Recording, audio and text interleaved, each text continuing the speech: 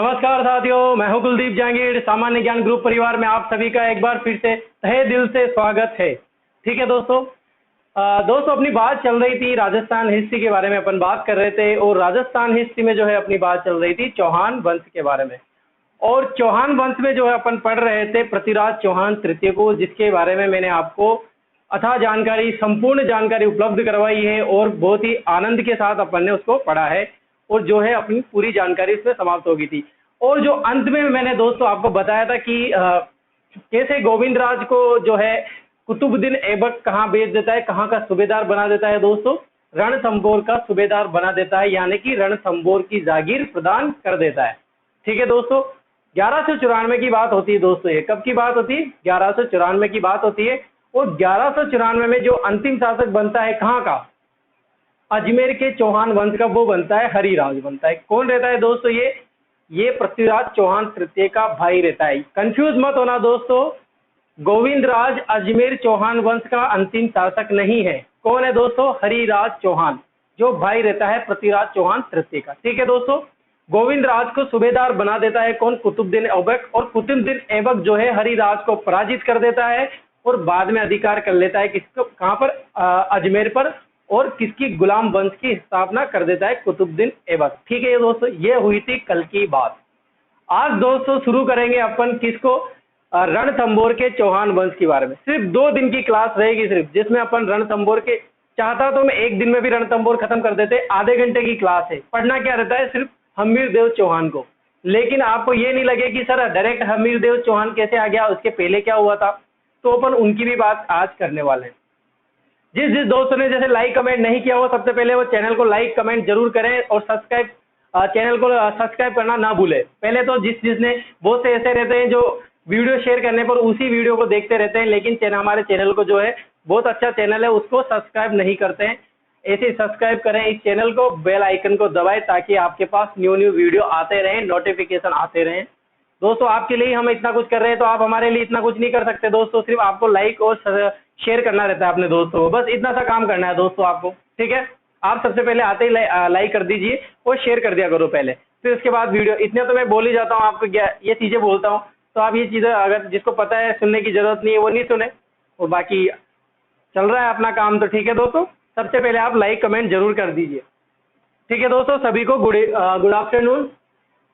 देखो दोस्तों, आज बात करेंगे दोस्तों रणथंभौर के चौहान के बारे में। रणथंभौर,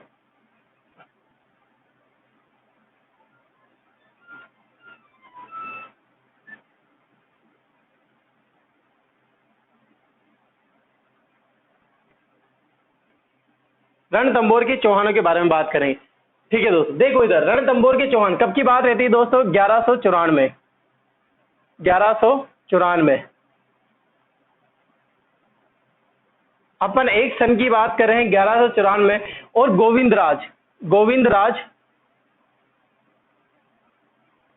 गोविंदराज ने रणथंभौर में, कहां पर? रणथंभौर में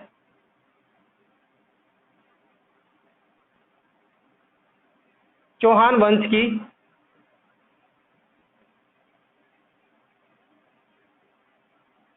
नींव रखी। क्या रखी दोस्तों? नींव रखी। किसने रखी दोस्तों? गोविंदराज ने। गोविंदराज कौन है दोस्तों? बताने की जरूरत तो नहीं है ना। पृथ्वीराज चौहान, प्रतापी शासक पृथ्वीराज चौहान तृतीय का पुत्र था ये गोविंदराज, जो उसके बाद अजमेर का शासक भी बनता है। लेकिन हरिराज जो है इसको पराजित कर देता है, वहां से भगा देता है और ये चला जाता है कुतुबुद्दीन ऐबक की शरण में। और वहां जाने के बाद, शरण में जाने के बाद कुतुबुद्दीन ऐबक इनको समझाइश होती है कि यार ऐसा मत कर, तू नाराज मत होया कर, मैं तुझे अच्छी सी चीज दे देता हूँ। तो ये गिफ्ट में क्या देता है कुतुबुद्दीन ऐबक? रणथंभौर की जागीर प्रदान करता है। किसको दोस्तों?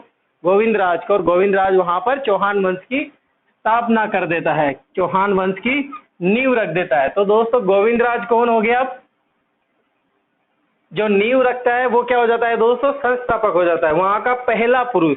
किसका? पहला पुरुष। यानी कि रणथंभौर की चौहानों का संस्थापक कौन हो जाएगा दोस्तों? संस्थापक को भी क्या बोलते हैं? मूल पुरुष। क्या बोलते हैं दोस्तों? मूल पुरुष। इसी को ही क्या बोलते हैं दोस्तों? आदि पुरुष। आप आदि पुरुष बोलो, मूल पुरुष बोलो, प्राचीन पुरुष बोलो, प्रथम पुरुष बोलो, संस्थापक बोलो, सभी एक ही वर्ड है। ठीक है दोस्तों, ये बात हुई किसकी? गोविंदराज की। और किसकी? रणथंभौर के चौहान वंश की। आया समझ में इतना सा? ठीक है, आगे बढ़ते हैं। अब आगे बढ़ने पर मैं आपको बताऊंगा कि गोविंदराज के बाद दोस्तों इसका पुत्र जो है, किसका पुत्र? गोविंदराज का पुत्र, उसका नाम रहता है दोस्तों वल्लभ देव। क्या नाम रहता है दोस्तों? वल्लभ देव शासक बना।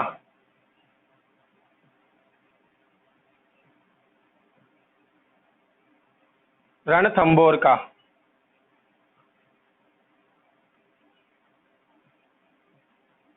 कौन शासक बना दोस्तों? वल्लभ देव। यहाँ पर ये शासक बनता है दोस्तों, इधर देखिए, अब इधर से इधर आ जाते हैं, यहाँ जगह कम है तो इधर आ जाते हैं। अपन बात करें सेकंड नंबर के शासक की। पहला नंबर का कौन शासक बना दोस्तों? गोविंदराज। इसके बाद शासक बनता है दोस्तों वल्लभ देव।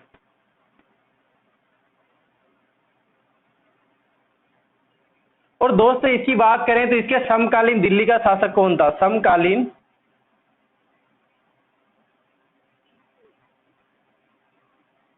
दिल्ली का शासक कौन था दोस्तों? इल्तुतमिश।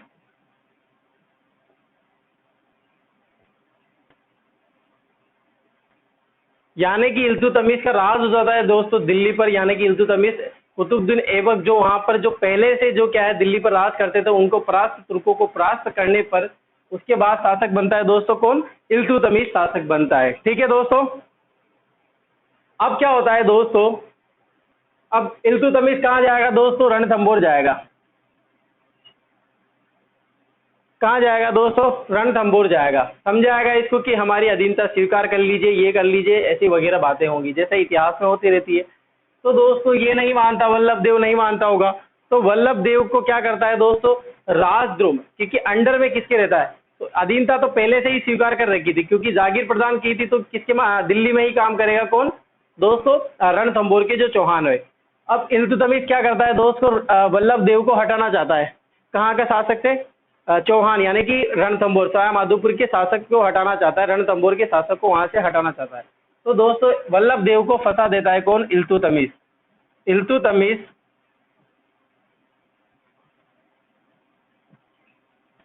राजद्रोह के आरोप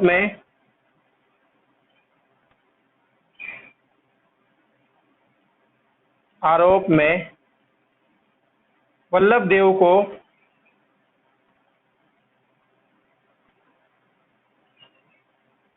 पद से हटा देता है।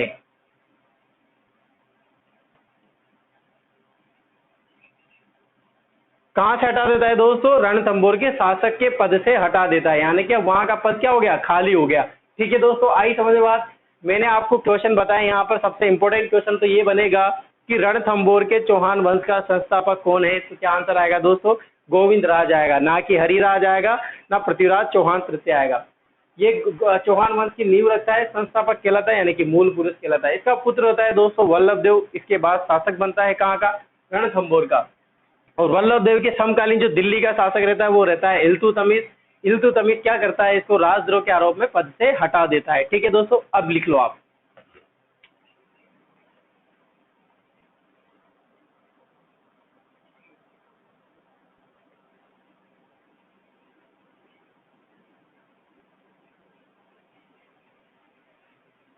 लिख लिया दोस्तों? देखो अब आगे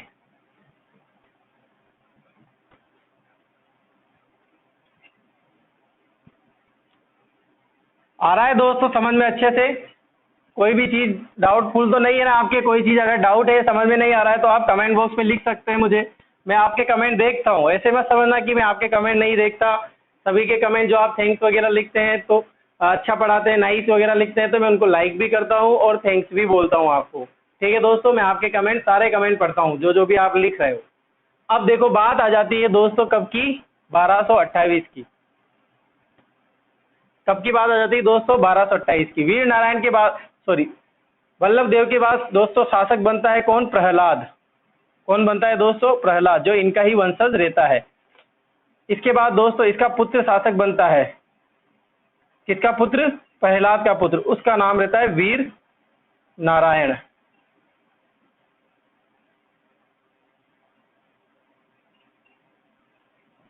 वीर नारायण शासक बनता है दोस्तों, और शासक बनते ही इल्तुतमिश से युद्ध लड़ता है और इल्तुतमिश को पराजित कर देता है। इल्तुतमिश को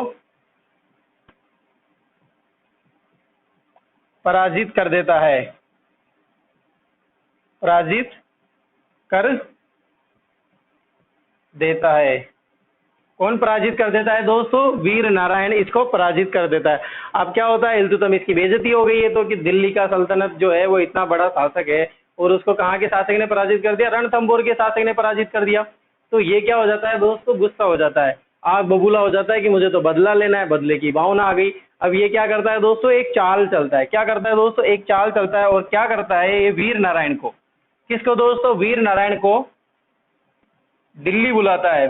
कहाँ बुलाता है दोस्तों? दिल्ली बुलाता है कि आओ आप जी यहाँ पर भी आओ, हमारा खाना वाना भी देखो, हमारी जो है सेवा का मौका दो हमें, आप यहाँ पर आइए और हमें भी सेवा का मौका दीजिए, हम आपकी खातिरदारी करना चाहते हैं, आप यहाँ आके बैठ के बात करेंगे जो भी अपने बारे में है वो सब वगैरह वगैरह बातें करने के लिए वीर नारायण को फोन करता है कि भाई साहब आओ ना, इतना टाइम कैसे लग गया? तो भाई साहब पहुंच जाते हैं गाड़ी लेके। तो गाड़ी लेके दिल्ली बुलाया।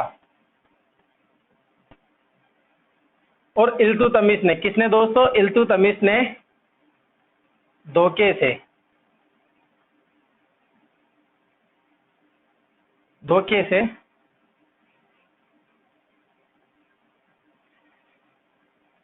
से मरवा दिया।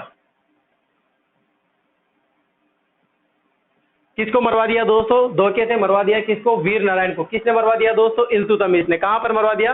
दिल्ली में मरवा दिया। ठीक है दोस्तों, ये बात हुई किसकी? वीर नारायण की। अब बात आती है दोस्तों 1228 से लेके 1236 की बात आती है। कब की बात आती है? 1236 में इल्तुतमिश की मृत्यु हो जाती है। इल्तुतमिश की मृत्यु हो जाती है।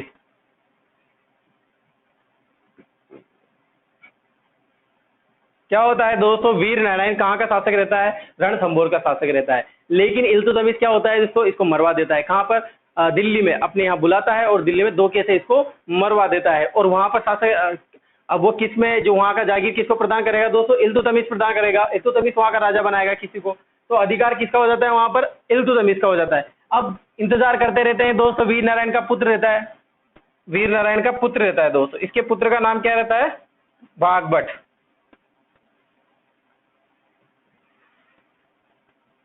क्या नाम रहता है? भागभट। ये इंतजार करता रहता है कि कभी ये सुलटे और मैं कभी इससे बदला लूं। ठीक है दोस्तों, ये इंतजार करता रहता है। कौन? भागभट इंतजार करता है। और वो समय आ जाता है। वो समय कब आता है दोस्तों? 1236 में आता है और इल्तुतमिश की मृत्यु हो जाती है शासक पद पे रहते हुए।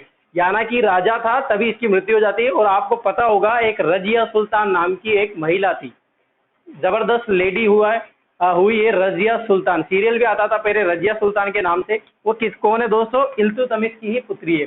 और इसकी गद्दी पर इसके पुत्र नहीं था, तो कौन बेटे ये टेंशन हो गई थी इनके। तो रजिया सुल्तान जो इसकी पुत्री रहती है वही दिल्ली की क्या बनती है? शासक बनती है।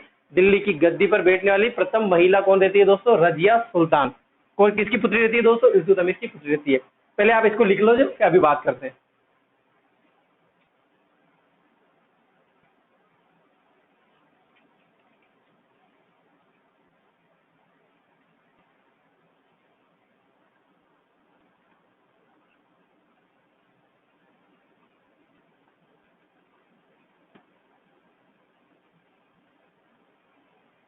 लिख लिया दोस्तों? मिटा दे?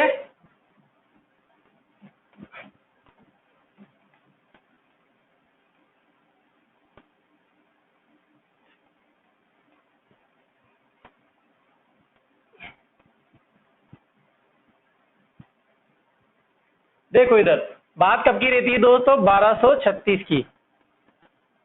शासक बनी दिल्ली की, शासक दिल्ली की गद्दी पर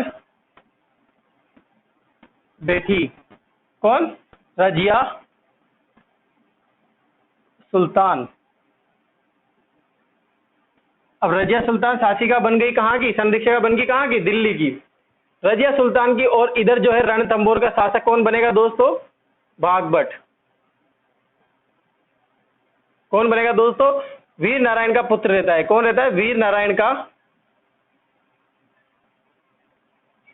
पुत्र रहता है ये। अब ये क्या करेगा, रजिया सुल्तान से बात करेगा। रजिया सुल्तान जो है लेडी से दिल की अच्छी है, मान जाता है। कोई कहे कि यार मेरे साथ ऐसा हुआ है, धोखे से ऐसा कर दिया था आपके पिताजी ने, तो कम से कम मुझे तो दिल्ली की रणथंभौर की जो जाएगी वापस दे दीजिए, कम से कम मैं तो वहां का शासक बोलूं, ऐसी बातें करने लग जाता है। यानी कि दोस्तों बाघ जो है रजिया सुल्तान की विलासिता का लाभ उठा लेता है। रजिया सुल्तान की विलासिता विलासिता का लाभ उठाकर रणथंभौर का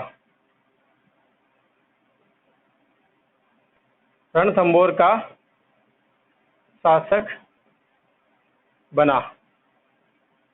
कहां का शासक बना दोस्तों? रणथंभौर का शासक बना। कौन बना? बाघभट्ट। वीर नारायण के बाद जो शासक बनता है रणथंभौर का, वो कौन रहता है? बाघभट्ट रहता है। और इसी ने दोस्तों इसकी बात करें, और दिल्ली के शासक, दिल्ली के सेना नायक था एक दिल्ली का शासक, नसीरुद्दीन मोहम्मद को पराजित किया।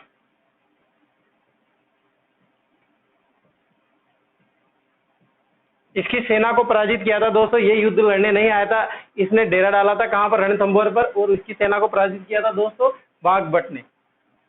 और बात करें दोस्तों बाघभट्ट के बारे में, तो एक ग्रंथ था दोस्तों तबकात। मैंने पहले भी बताया था आपको, तबकात ए नासिरी ग्रंथ में। कौन से ग्रंथ में दोस्तों? तबकात ए नासिरी। मैंने आपको पहले भी बताया था तबकात ए नासिरी के बारे में। कहां पर बताया था? पृथ्वीराज तृतीय के बारे में। जो उसकी पृथ्वीराज तृतीय की जो मृत्यु हुई थी, यानी कि वो वीर गति को प्राप्त हुए थे, तो अलग अलग ग्रंथों के अनुसार अलग अलग जगह पर बताए गए। इसके अनुसार दोस्तों मैंने आपको बताया था, वहां पर आप कमेंट बॉक्स में लिख के बताइए दोस्तों कि मैंने आपको वहां पर क्या बताया था। तबकात ए नासिरी के अनुसार दोस्तों पृथ्वीराज चौहान तृतीय की मृत्यु कहां पर हुई थी। आपके लिए एक क्वेश्चन है, आप जरूर कमेंट बॉक्स में लिख के बताइए, मैं आपको बताऊंगा कि कहां पर था। मैंने आपको बता भी दिया था। तो तबकात ए नासिरी ग्रंथ में दोस्तों बाघभट्ट को, किसको? बाघभट्ट को भारत का महान शासक बताया। भारत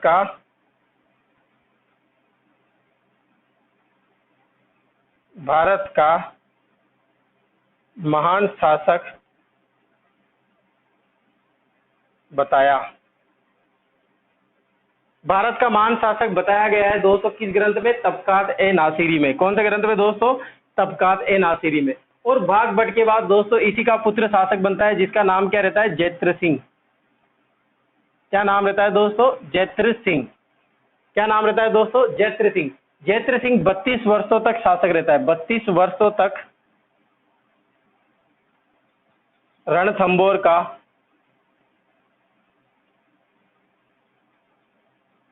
शासक रहा। कहां का शासक रहा दोस्तों? रणथंभौर का शासक रहा। कहां तक? 32 वर्षों तक। अलग दिख रहा है दोस्तों? अलग लिखा है मैंने। देखो मैंने बात की, एक बार फिर से देखेंगे। 1236 की बात होती है दोस्तों, इल्तुतमिश की क्या हो जाती है? मृत्यु हो जाती है, सुलझ जाता है इल्तुतमिश।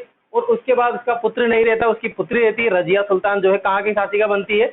दिल्ली की शासिका बनती है, वहां पर गद्दी पे बैठ जाती है। और बाघभट्ट जो है वो वीर नारायण का पुत्र रहता है। अब ये समझता है कि यार कैसे कैसे शासक बने, रणथंभौर को तो लेना है, तो इसकी विलासिता का, भोलेपन का फायदा उठा लेता है दोस्त बाघभट्ट। और कहाँ का सुल्तान बन जाता है? कहाँ का शासक बन जाता है? रणथंभौर का शासक बन जाता है। और इसने दिल्ली के शासक या सेना नायक नसीरुद्दीन मोहम्मद को क्या है? पराजित किया था, उसकी सेना को इसने हराया था। और तबकात ए नासिरी एक ग्रंथ है दोस्तों, मुस्लिम ग्रंथ है दोस्तों। इसमें बाघभट्ट को क्या बताया गया है? भारत का महान शासक बताया गया है। ठीक है दोस्तों, लिख लीजिए इसको।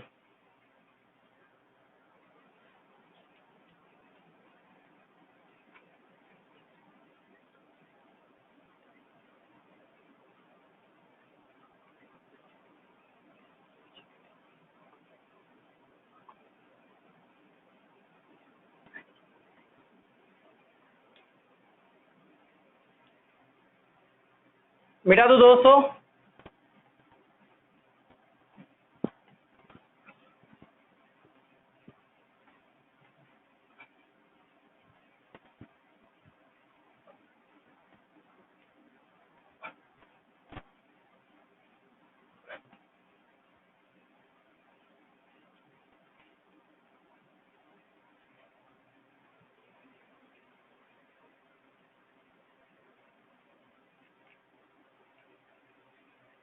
अब देखो दोस्तों,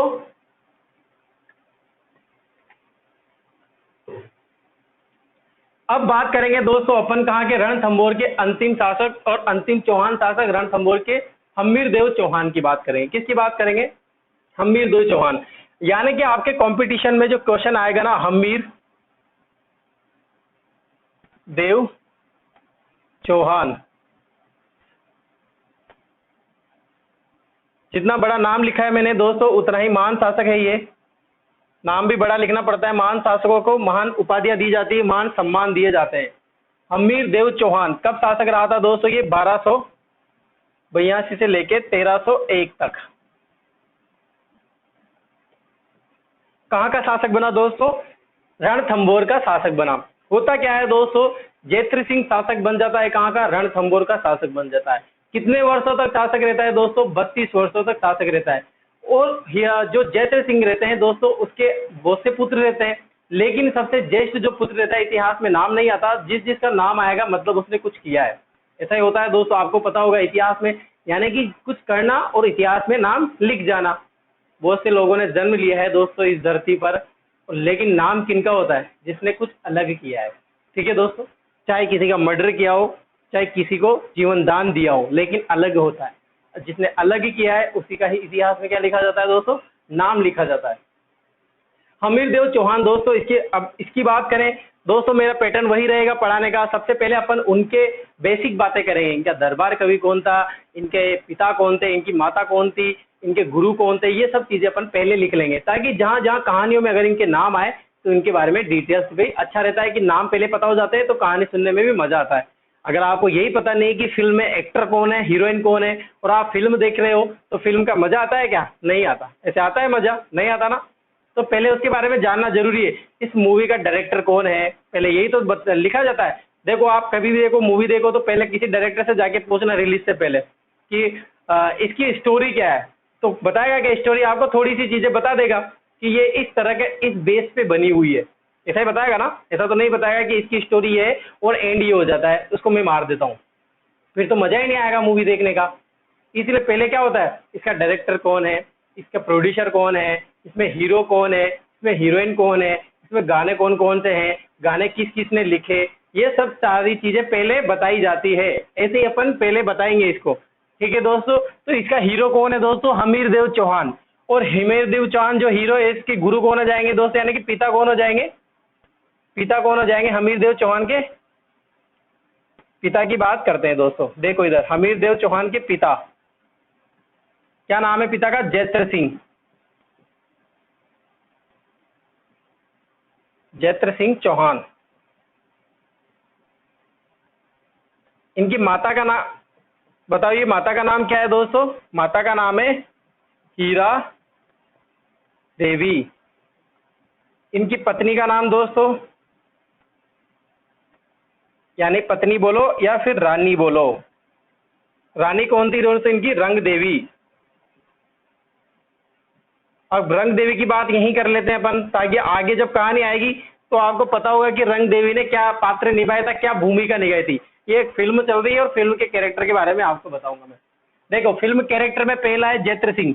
जैत्र सिंह ने दोस्तों 32 वर्षों तक शासन किया। तो हम्मीरदेव चौहान ने क्या किया दोस्तों? अपने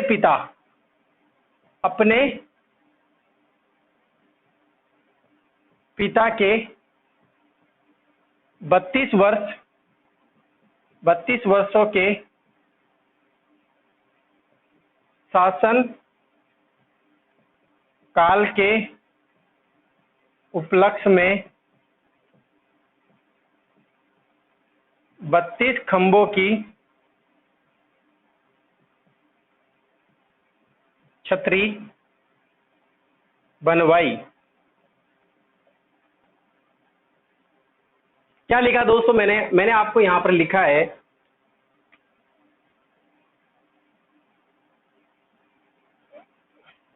क्या लिखा है मैंने आपको बताया दोस्तों, इनके पिताजी का नाम क्या है? जैत्र सिंह। जैत्र सिंह के बारे में अपन पहले बात कर चुके हैं और मैंने बताया था आपको कि वहां पर 32 वर्षों तक शासन करते हैं। और हम्मीरदेव चौहान जो है इनका शासक बन जाता है।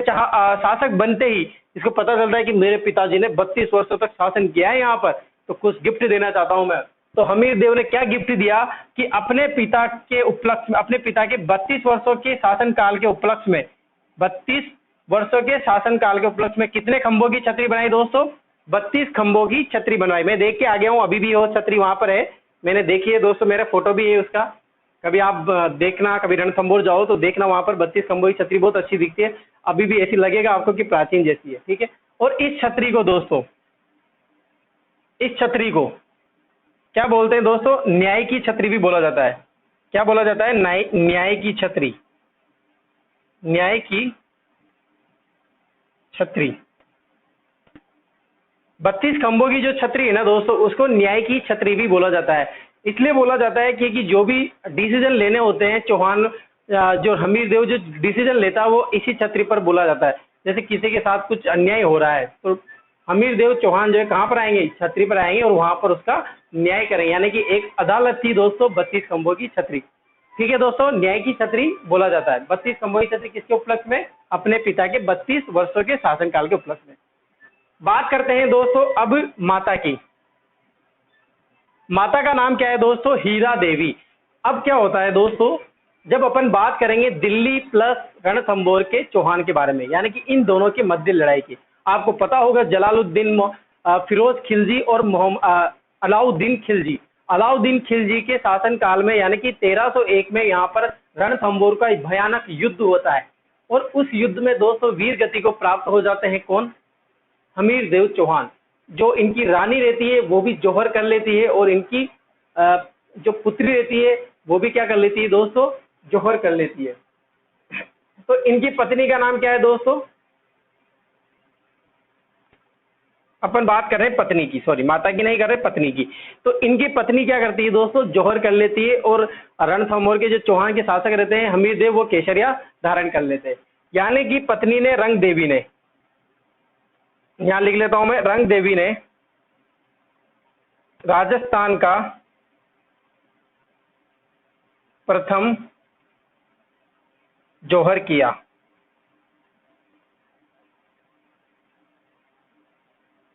किसने किया दोस्तों?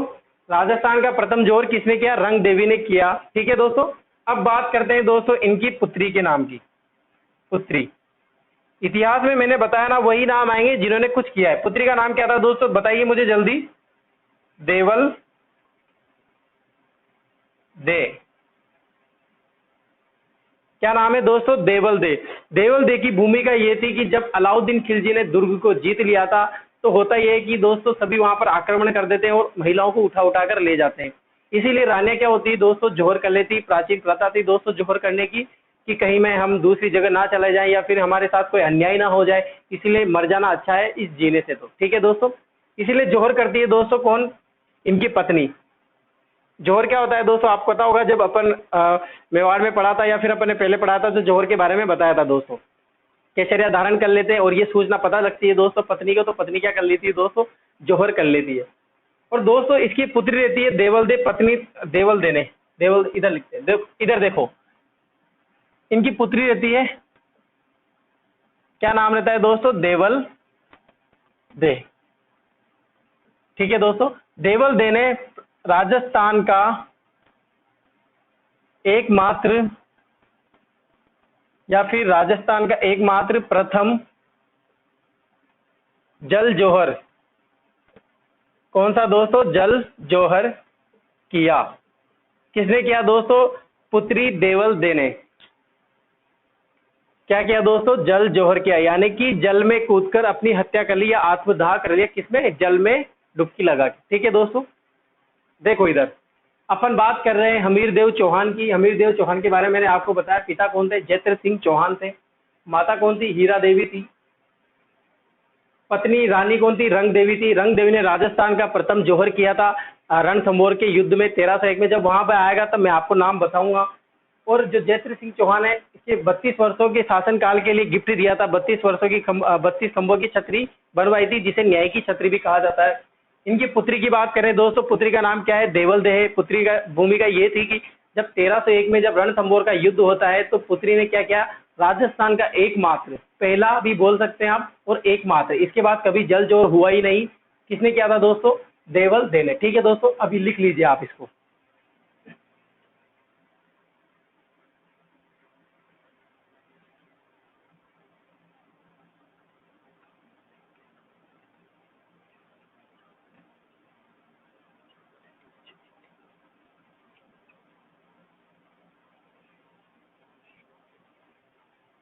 बिठा दो दोस्तों।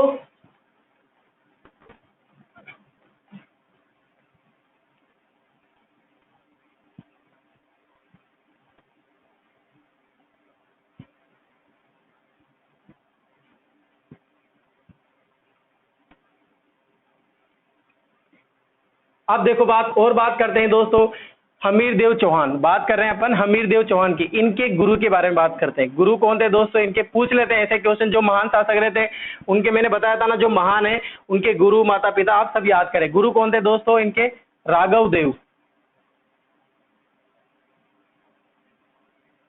इनके एक दरबारी कवि हुआ करते थे दोस्तों, दरबारी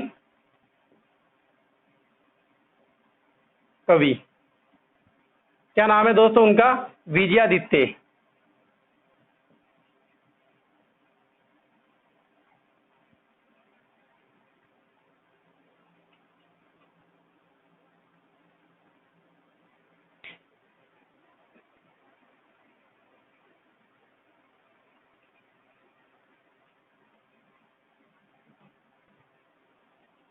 क्या नाम है दोस्तों, विजयादित्य। कौन था ये, दरबारी कवि। किसका दरबारी कवि, हमीर देव चौहान का। इनके गुरु का नाम है दोस्तों राघव देव, और इनके दरबारी कवि का नाम क्या है, विजयादित्य। और बात करें दोस्तों इनके बारे में, तो हमीर देव चौहान के सेनापति कौन दोस्तों, सेनापति। अब सेनापति में दोस्तों एक कंफ्यूज ये है कि इनके जब जलालुद्दीन खिलजी जो आक्रमण होता है जलालुद्दीन खिलजी का, उस टाइम सेनापति अलग होते हैं, और अलाउद्दीन खिलजी के टाइम सेनापति सेना नायक अलग होते हैं। तो दोस्तों इनके सेनापति दोस्तों एक तो धर्म सिंह थे। कौन थे, धर्म सिंह। एक इनके साथ है भीम सिंह, दो थे, ये साथ ही रहते थे।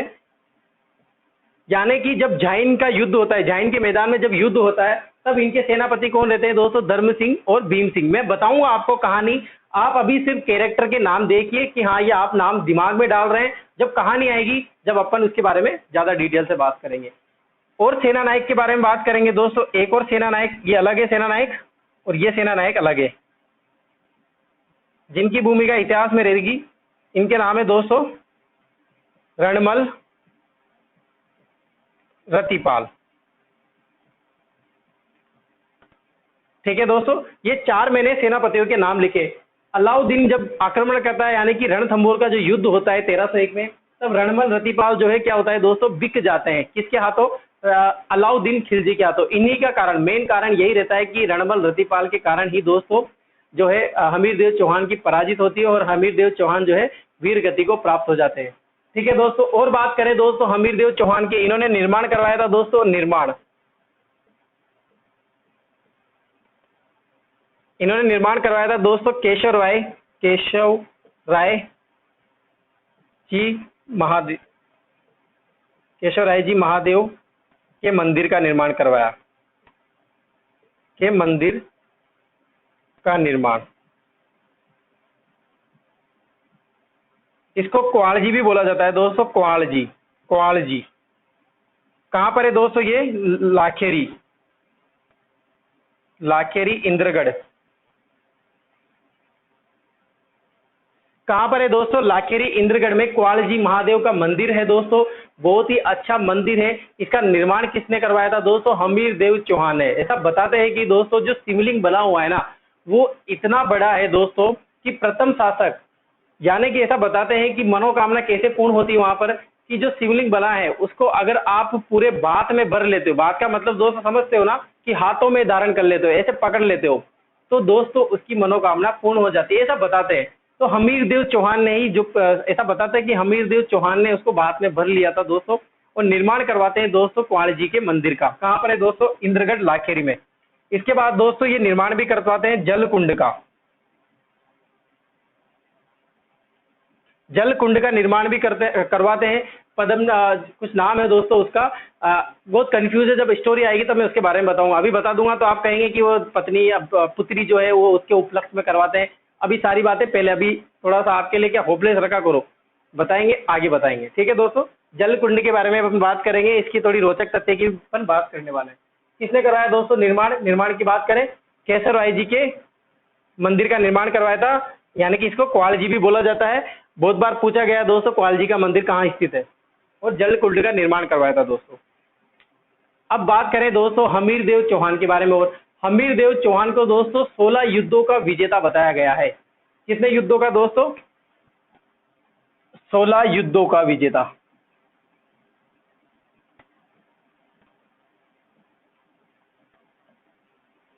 और 17वां युद्ध होता है दोस्तों, कौन सा युद्ध होता है?